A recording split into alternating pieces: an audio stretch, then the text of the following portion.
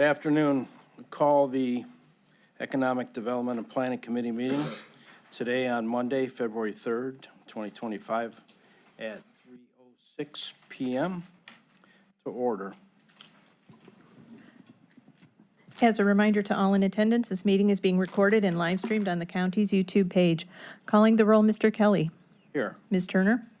Here. Mr. Miller. Here. Mr. Gallagher. Here. Ms. Simon. Ms. Simon is absent at the moment. You have a quorum. Thank you. Sharon, is there any public comment? No, Mr. Chair, no one has signed in. Thank you. In your packet, you have the minutes from the previous meeting. Has everybody had a chance to look at it? I move approval. Second. We have a motion and a second. Any discussion? All in favor, aye? Aye. Thank you. And let the record reflect that Ms. Simon is in attendance.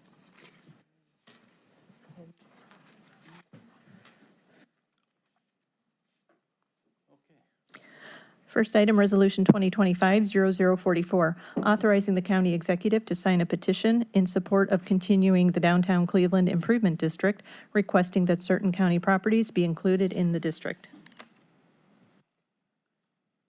Do we have anybody here to speak on that?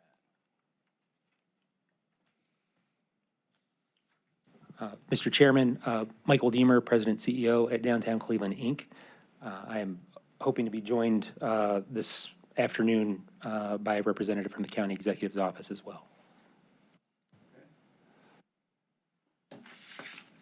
I am returned this week to follow up on last week's hearing regarding our request to the county to authorize the county executive to opt in to the Special Improvement District as a voting member. We, I think, had a number of questions from council that we tried to answer at the hearing. Wanted to give the council an opportunity, the committee, excuse me, the opportunity to review the proposal and answer or raise additional questions based on that further consideration. I think I'd like to reiterate our gratitude for the council's and the county's support for the organization over the years in making this request of the county and this committee specifically. You know, we really believe that the future of downtown Cleveland is not just a city issue, even not just a county issue. It's a regional issue. The services provided through the Special Improvement District are critical to the future of downtown, particularly at this inflection point where we are facing many challenges. The Special Improvement District, as I noted last week, is one part of our organization, but it is the anchor of our organization. And while we have always enjoyed support from property owners across the district, having the county opt in as a voting member of the Special Improvement District, we believe is a strong signal of support for not just downtown, but the importance of the district, and a strong signal to owners, again, about the future of downtown, the importance of the Special Improvement District specifically. And we would renew our request for the committee to favorably report the authorization for the county to opt into the Special Improvement District. I'd like to note that I'm joined here today by two of our board chairs, our executive board chair, Karen Fanger, and DCA board chair, Rob Falls. DCA is the 501c3 charitable arm of the organization. They're here in support and would be available to answer any questions you may have as well. Thank you, Mr. Chairman.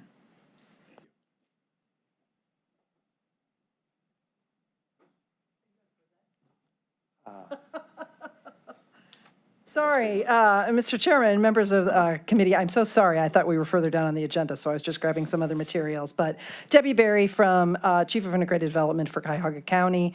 Again, we're here to show support from the administration based upon the importance that I think even some of this council noted at the last committee hearing of making sure that we have a clean and safe downtown, and the incredible work that Downtown Cleveland, Inc. and the Special Improvement District does to make sure that that is a reality. We feel that there is a benefit to the county to participate, as we ourselves are a landowner with a number of different properties in downtown. We feel it's important that we are showing our commitment, along with those other property owners, to wanting to have this additional enhanced services in the downtown area, and making that commitment strong by committing for the term of the Special Improvement District going forward. So, and I know at the last committee meeting, I'll just kind of preempt one of the questions. There was a question about where the funding would come from. The funding will come from the general fund, as it has in the past. We think that we will move that funding over to Public Works, because we're going to be charging back a couple of properties that we have leases with. So that makes it easier for Public Works to be able to manage those agreements. It was mentioned before at the previous meeting that Board of Developmental Disabilities is one of the properties that would be paid for, but would come out of their lease payment to the county. So again, general fund funding as it has been paid for in the past. And again, I'm here also to help answer questions as needed. Okay, I know we were given it's the same presentation we saw last week. Mr. Chairman, it is. We're not going to go through that again, I assume then. That's correct. So in our packet, the legislation. Excuse me, Mr. agenda- Chair, can you check your microphone, please? Is your microphone on? Yeah. Oh, okay, thank you. Bet. The legislation in the agenda includes some changes that were approved through a proposed substitute in the January 27th committee meeting. Do you want to read those into the record, Sharon? No? Okay. I'm sorry, can you repeat that, please? The changes that were through a proposed substitute in the January 27th committee meeting. Clerk will read them into the record. I have some questions about this, if we can. Are there parcels in the old district, the Alliance District, that have been removed from this new district? Mr. Chairman, we have proposed boundaries that reduce the footprint from the current district. What's known as the Columbus Road Peninsula is currently in the district and would not be in the reauthorized district. There are properties along the perimeter on the eastern edge of downtown and the southern edge of the improvement district that will be included in the district if they end up signing, will not be included in the district if they don't. Okay. Any questions on that point? Mr. Gallagher? So they're in the district and they're not going to be in the district? Or if they were removed from the district, why? The Columbus Road Peninsula, Mr. Chairman, to Councilman Gallagher, the Columbus Road Peninsula geography was removed because the Metro Parks, which is an exempt entity, has acquired more property in the district, and it became a difficult, inefficient area to serve. So our board elected to remove that part of the district. The final boundaries of the district that will be submitted to the city of Cleveland will be based on where there is support from owners. So, for example, in that eastern and southern tier, if we have support from owners in that part of the district, they will continue to be in the district. If they do not want to be in the district, they will not be included in the district. Do you have a map? Because I'm trying to,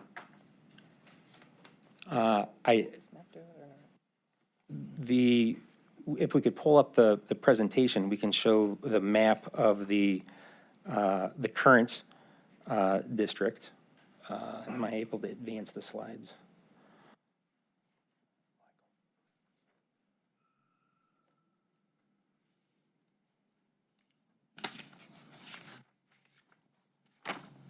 So what we have here is the map of the current district. I don't think I have a pointer on this.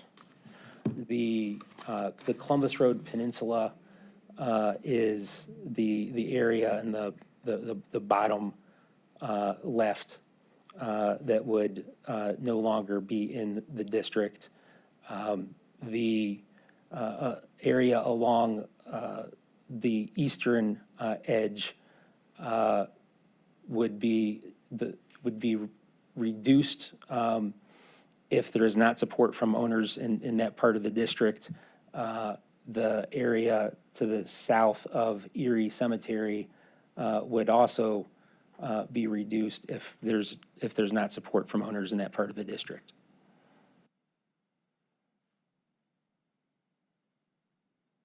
so there's two areas that, well, the peninsula is out because that's Metro Parks, It's largely Metro Park ownership at this point. and then south of the graveyard where St. Mary's and those are. They're in it now, Mr. Chairman, Councilman Gallagher, that's correct. and why would they be out potentially?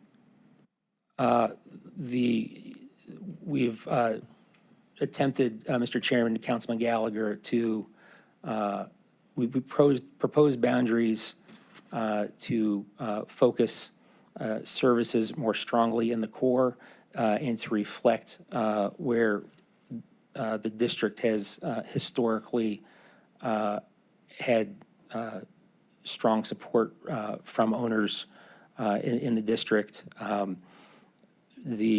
Those properties along the southern tier and in the eastern tier, again, have the opportunity to be in the district should they sign the petition, and we'll keep the boundary where it is.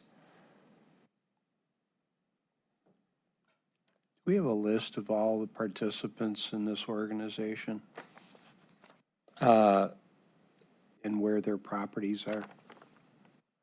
Mr. Chairman, Councilman Gallagher, we could certainly provide a list of all of the parcels in the district and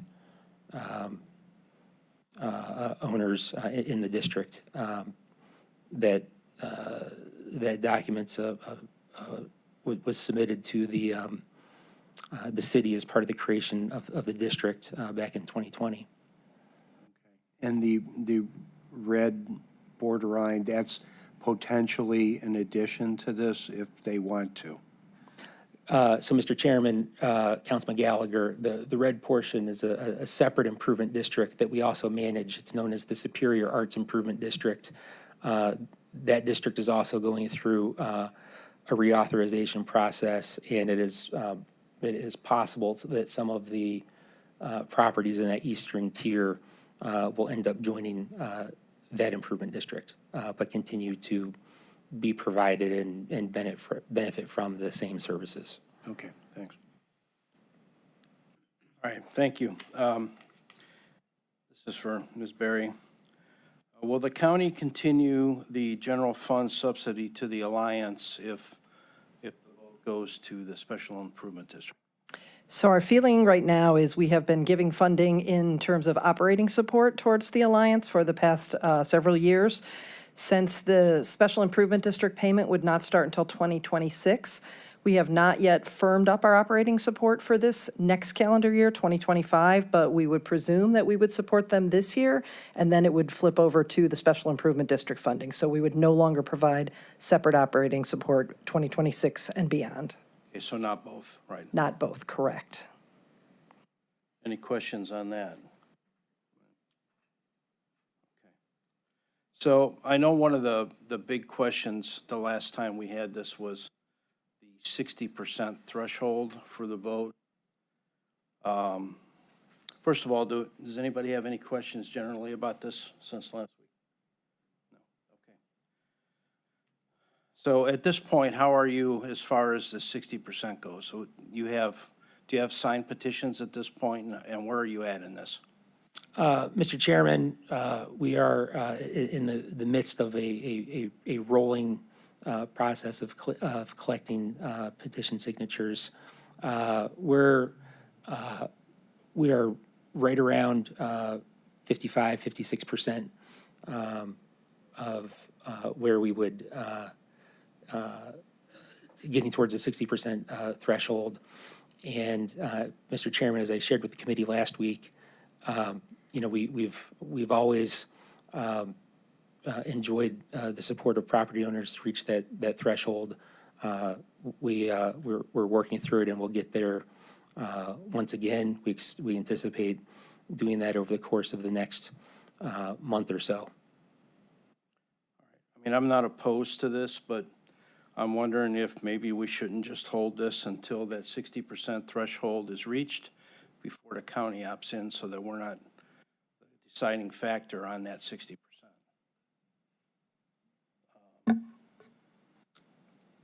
I don't know how my committee members would feel about that. Mr.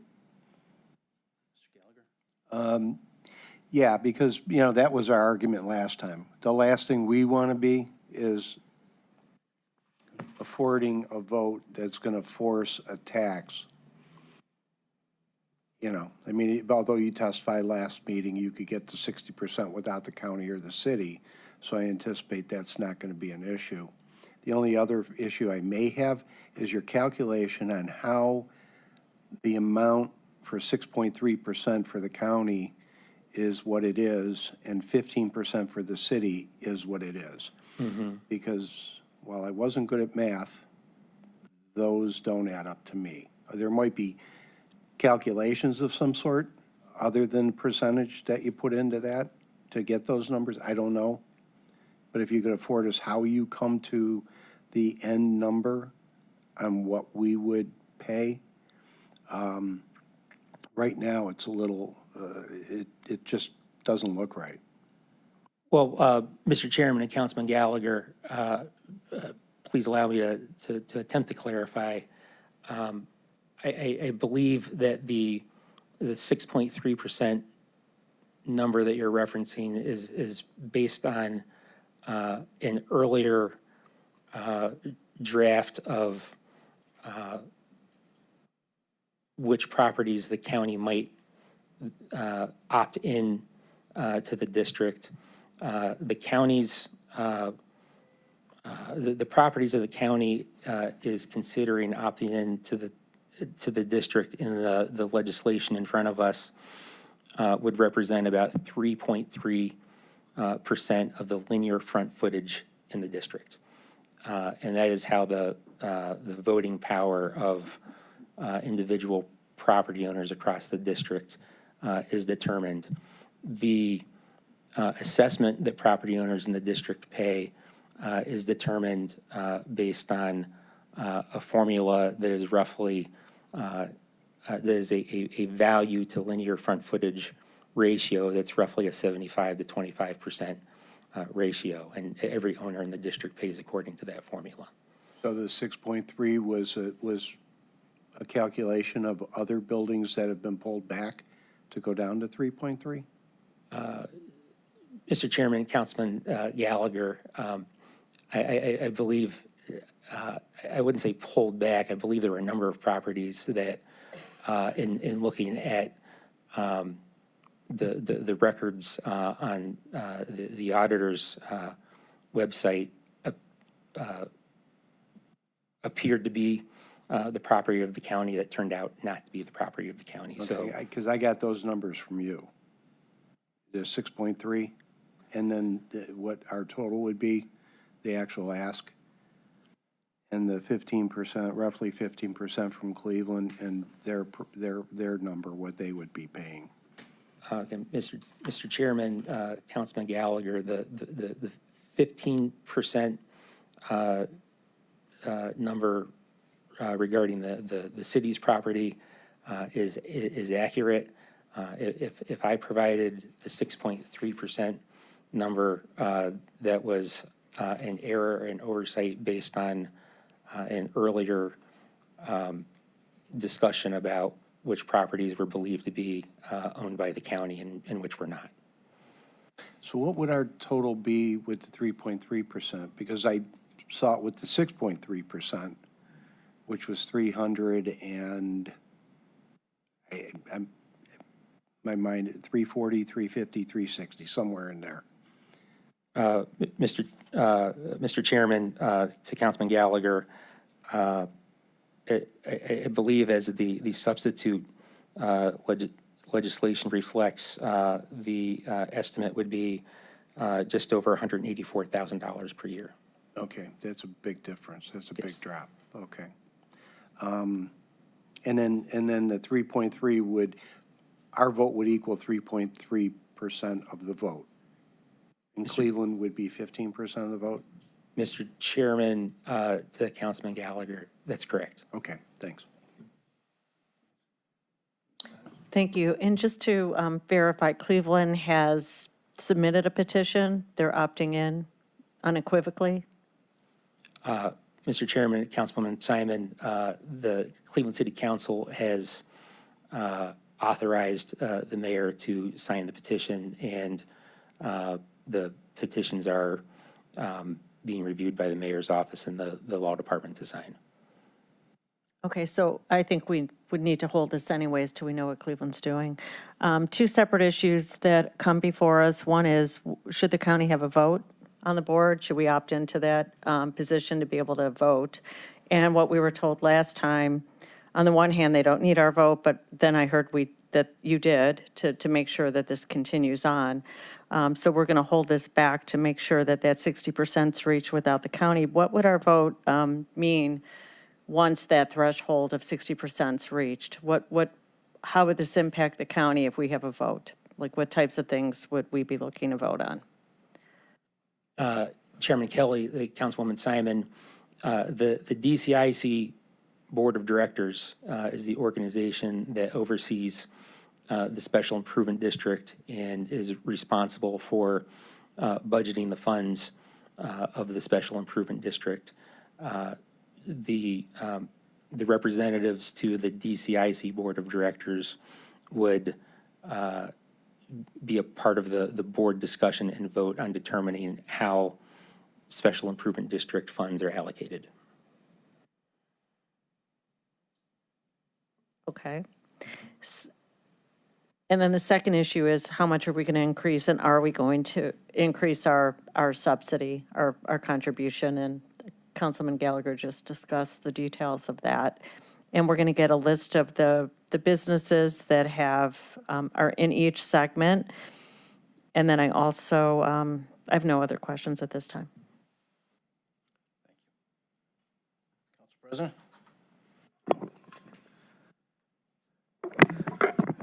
So, I do think that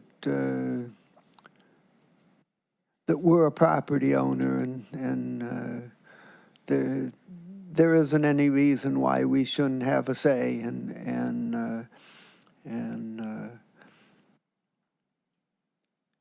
determining whether this district continues to move forward, and if and when it does, to have a seat on the table and participate in future policy and service decisions. I think the county can't do everything by itself, and it's very helpful to have have this organization where we're leveraging the money from the city of Cleveland and the property owners and working together to make these things happen. I would note that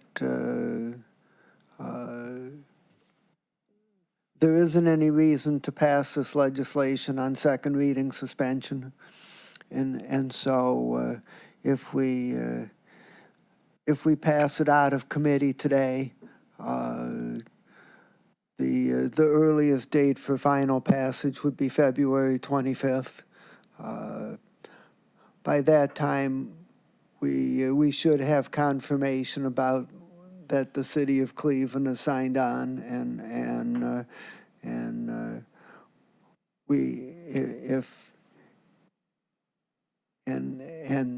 we may be over 60% by that time. So what I'm suggesting is we could pass it out of committee today. I would support that. But if not, I don't think we need to wait more than one additional meeting. Hopefully we could move on it on the next meeting of this committee, and that would give us a little more time to get everything lined up. And so that would be my recommendation, to move it today if people are comfortable, or if not, hopefully at the next meeting. So I actually would like to hold this till the next meeting, till we get that 60% number and the answer to Ms. Simon's question and Mr. Gallagher's questions about who's in it and so forth. And I just ask my committee members if everybody's in agreement. I know Mr. Miller would like to go forward, but I think the majority here probably wants to hold it till the next meeting. I would like to hold it. I'm okay with that as well. I'm just saying that that because of the second and third reading, that we don't have to hold it, hopefully, for an extended length of time. That's fine. Well, hopefully for the next economic development meeting, we'll have our answers that we want. Okay, Mr. Gallagher. thank you. On the art district, is that what it's called? Superior Arts District, Mr. Do Chairman. we own, Councilman do we own Gallagher. property in that? Are we going to be part of that? Do you know? Mr. Chairman, Councilman Gallagher, I do not I don't think. we believe do. the county owns property, but that has not been part of the conversation. Okay. I Yeah, I'll just verify, all of the properties that we're talking about that are in the legislation are only in the downtown Okay, piece. We thank haven't you. explored anything. Mr. Chair, oh, sorry.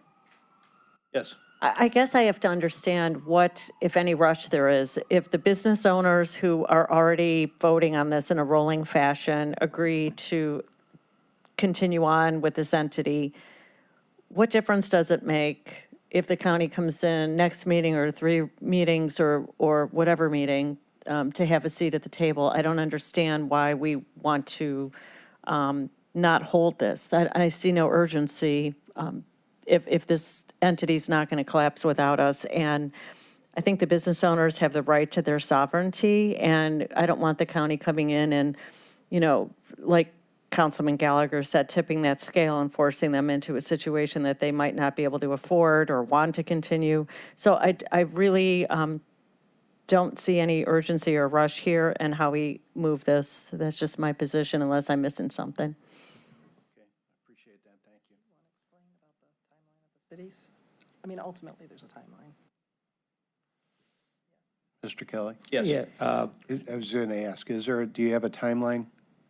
Mr. Chairman and members of the committee, our timeline really works backward from September, when the city certifies assessments for the upcoming year to the county, and those assessments are then included in tax bills for the upcoming year. So there are several pieces of legislation that will need to be passed by Cleveland City Council subsequent to receiving petitions to renew the district. So you know, we need to be through the legislative process at the city of Cleveland by midsummer. So we're really working backwards from that in terms of a deadline. Okay, thank you. All right, well, thank you for being here. Thank you. Yes, wait. To follow up on that, am I correct that there has to be a separate process that the city of Cleveland has to do to certify the district once the petitions are collected and deemed sufficient? Mr. Chairman, Council President Miller, yes, you know, once petitions are submitted, there's a period of time where they are reviewed. All the property owners in the district are contacted by the city, have an opportunity to object, have an opportunity to appear before an assessment equalization board, before legislation is introduced to reauthorize the district for an additional period of time. So there is a process to go through. And Mr. Chairman, Council President Miller, you know, I think realistically, you know, we'll need to get petitions submitted to the city, you know, by March to allow sufficient time to go through that administrative process and the subsequent legislative processes. So, as we know, the city council goes into summer recess for most of the summer. Do you feel it necessary that the city introduce and pass their legislation prior to when they go into summer recess, or could it be done in September? Mr. Chairman, Council President Miller, our hope would certainly be to work with Cleveland City Council and their leadership to pass the necessary legislation before they go on their summer schedule. You know, we recognize that it's possible we may need to work with them to conclude their process at one of the summer sessions prior to September. So, what you're saying doesn't mean that we have to pass this out of committee today, but it creates a timeline, and that an extended delay on our part would kind of leave us out of the process. Is that correct? Mr. Chairman, Council President Miller, I think it's a fair statement.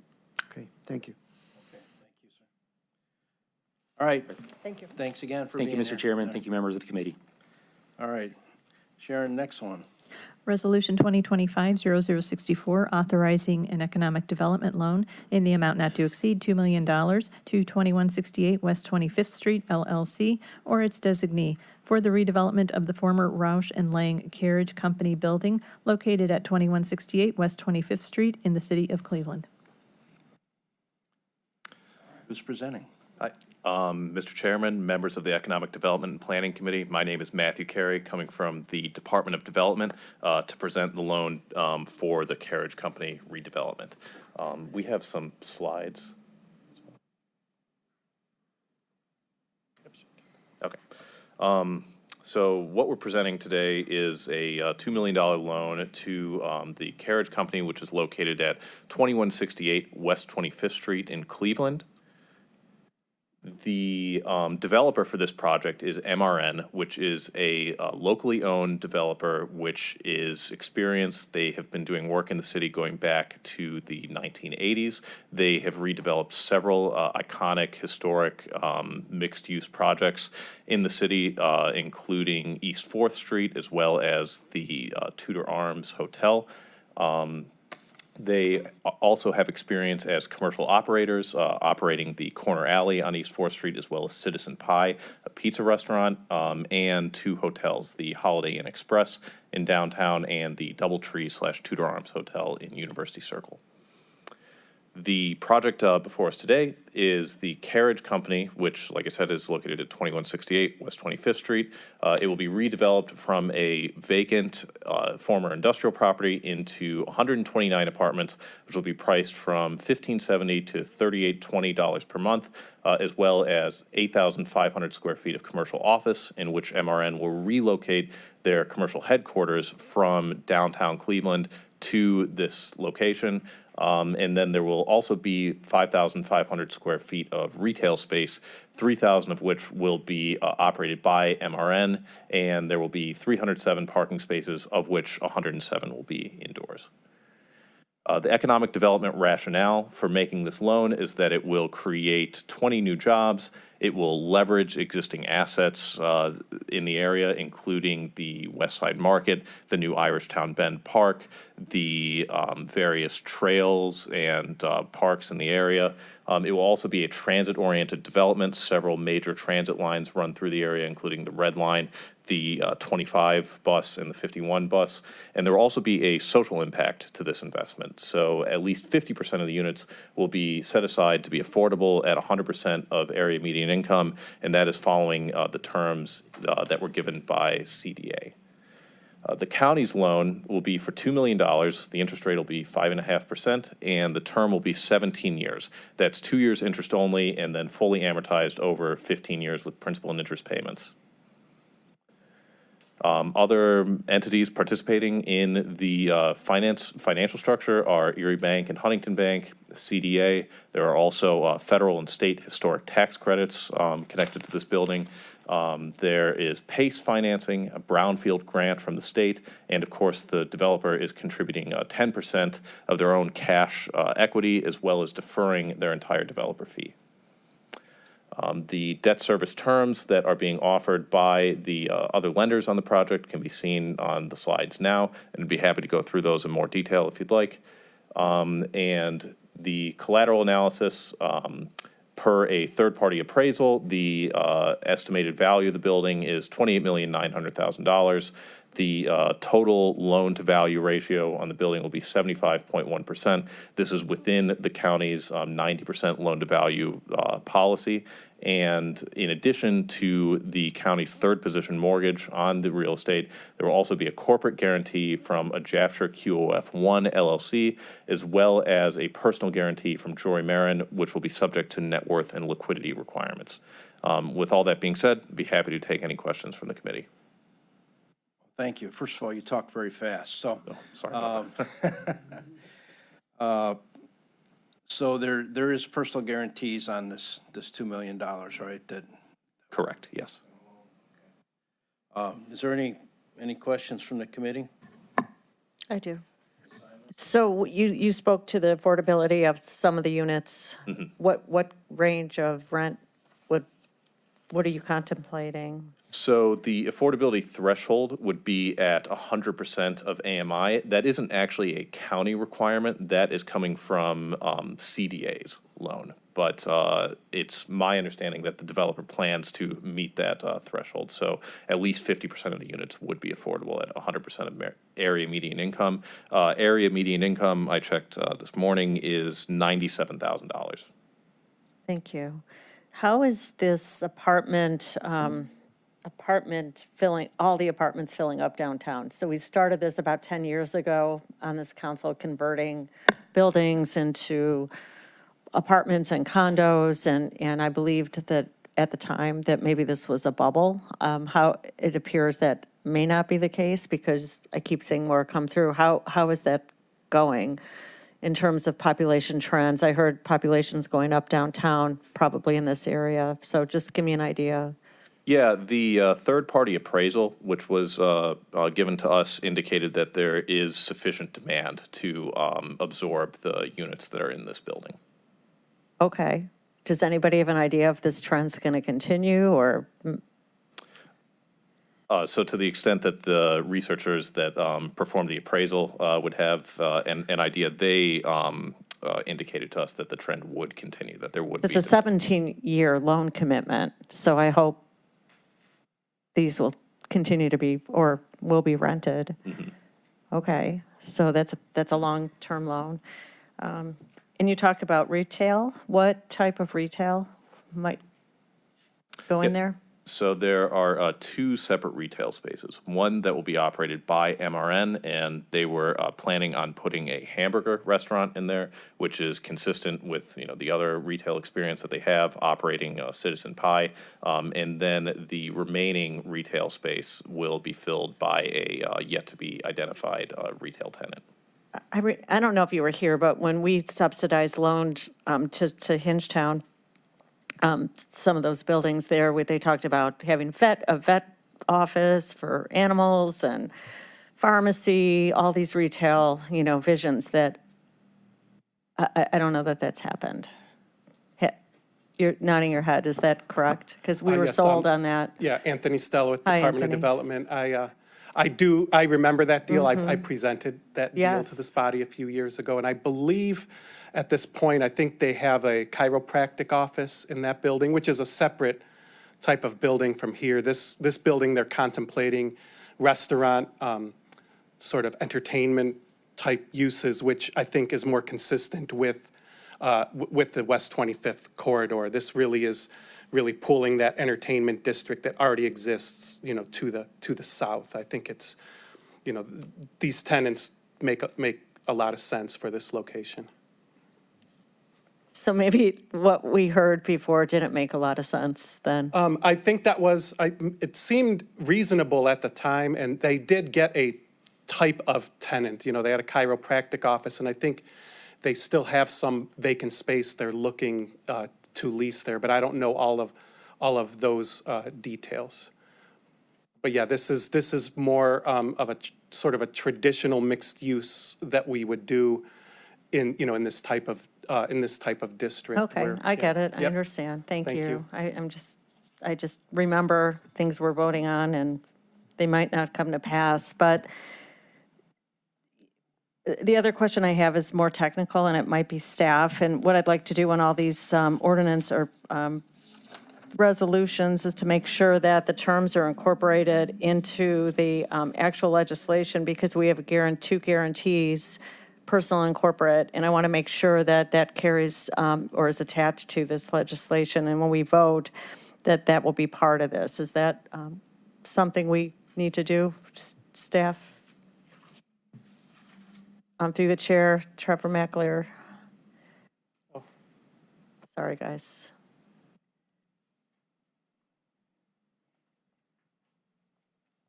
Good afternoon, Trevor McAleer, County Council staff. Yes, Councilwoman, if we can potentially do that at the full council meeting, we'll work with the law department to come up with a proposed substitute. We might need to tweak the language that, instead of what we used last time, just to incorporate a couple of things that you mentioned, so. Okay, that's fine with me. Okay, we'll work on that. Is that okay, Mr. Chair? That's fine.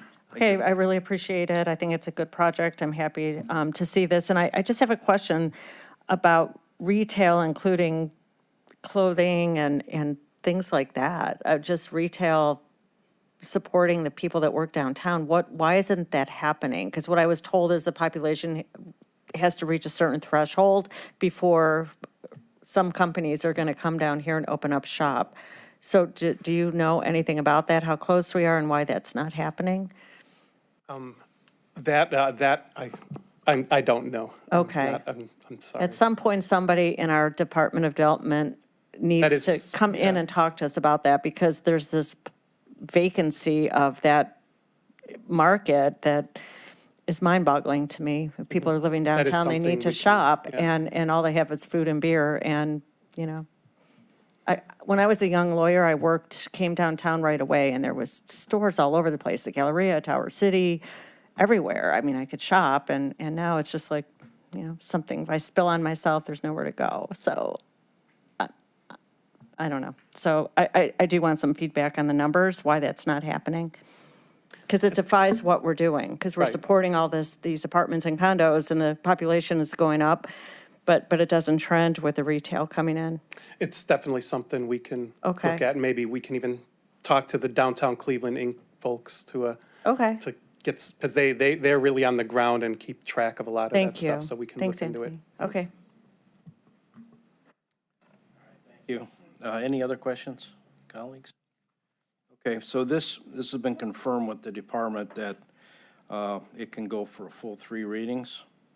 So at this time, I'd make a motion to move this item to the full body of the council for a second reading. Did you move? I did. Okay, second. All right, thank you. All those in favor? Aye. Against? All right. Thank you. Thank you very much. Ordinance 2025-0002, enacting Section 802.06 of the Cuyahoga County Code to require economic development proposals submitted to County Council for approval to include and incorporate essential deal terms. I think this is the legislation that we just received some feedback from, and I thought the administration wanted to hold this, but it's here.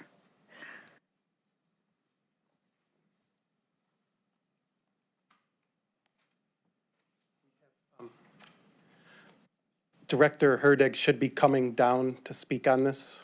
We were letting him know when this, when they were Okay. hearing on this, so. So he's going to come and talk about the red lines? Yes, he should be coming down to speak about it, Okay. yes. Thank you. It's fine if we held it, but that's what I thought they wanted to do. But if Actually, you- I think they're okay with it going forward at this point, but they're going to have to talk about all of our changes in here, all these red lines. Okay, and I'd like to hear, if I can, through the chair, to Mike King about these changes, because he was in the room.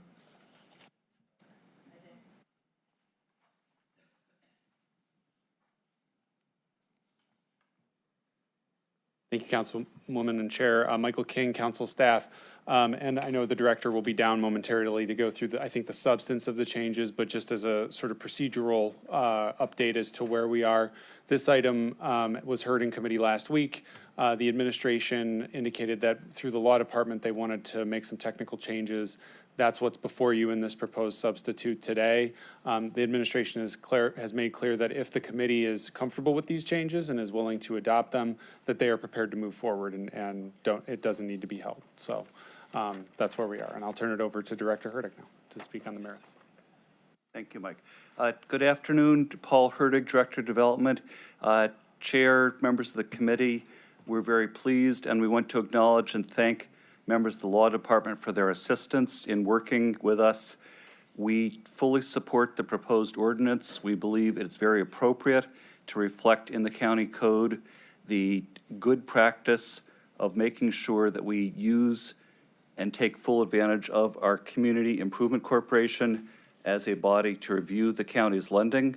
We fully endorse and support the proposition that if there's going to be any significant material changes in terms, those should be re-reviewed by the Community Improvement Corporation and returned to council.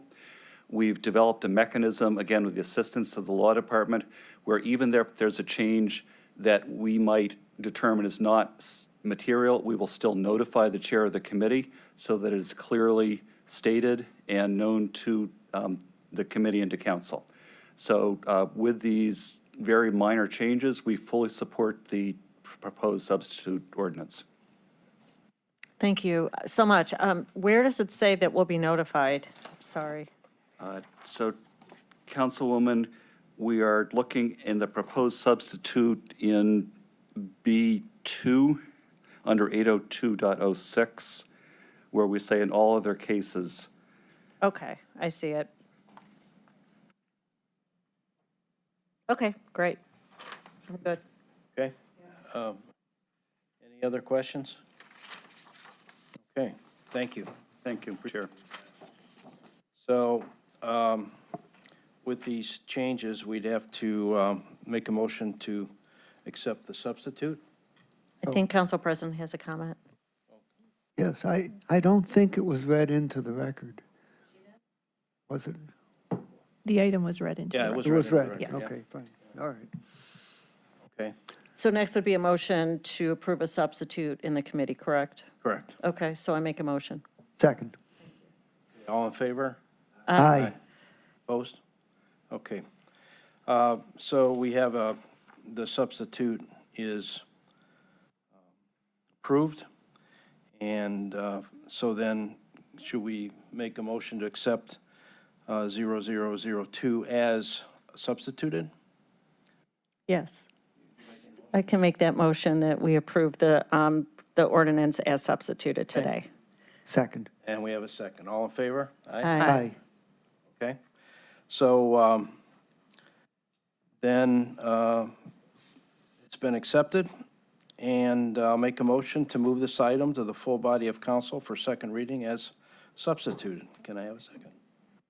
Okay, I thought, sure. think we I thought we did. We did. We Okay. did. Well, Just not in those words. it's been done twice. then. Yes, Okay. well, once. All right, thank you. Okay. All right, is there any miscellaneous business? Seeing none, we will be adjourned. Thank you. Okay.